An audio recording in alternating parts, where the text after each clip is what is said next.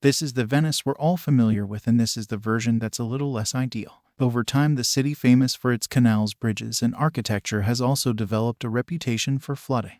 Yes, it's always been prone to the water, but the frequency and seriousness of its floods has gone up a few notches in recent years. To solve the problem, the city invested in a one-of-a-kind new defense system costing billions and featuring some amazing engineering. Its task is to stop this unwanted water problem once and for all. And now, decades in the making, this game's been marred by corruption, environmental opposition, and questions about its long-term effectiveness in the face of a changing climate.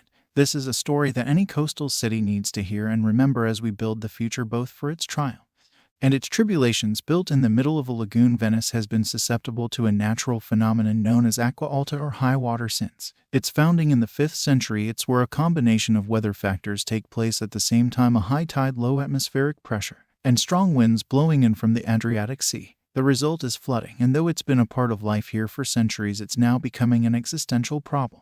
What used to happen just a few times a year began occurring more than 60 times a year by the end of the last decade. And 2019 saw the worst flood in over 50 years. With 80% of the city underwater, combine this with rising sea levels, more extreme weather events, a city that's gradually subsiding, albeit very slowly, and James Bond sinking building.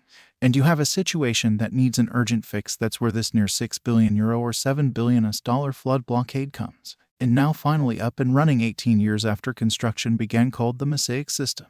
It's formed of 78 gates, each 20 meters wide, that rise up out of the water when flooding is imminent.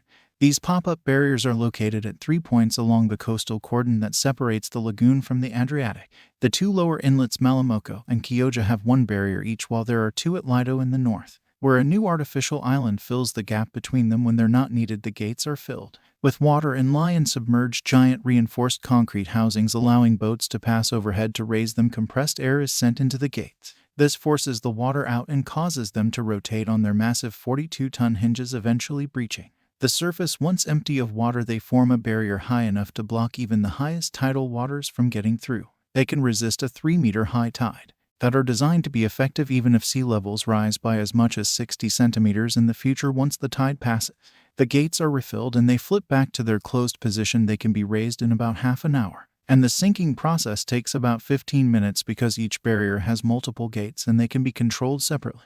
The whole system is flexible depending on the size of the tide and other conditions. It's likely they'll be seen more frequently as sea levels rise. Others have cast out over it actually being able to withstand the higher water levels that are expected to occur later this century. It'll be a huge relief. It might not turn out to be the perfect solution, but the main thing is that it works, at least for now, and it stands as a powerful case study for other cities facing rising sea level. In your opinion, is there a better project? Share your opinion in the comments. Here we come to the end of the video. Don't forget to share the video and subscribe to the channel.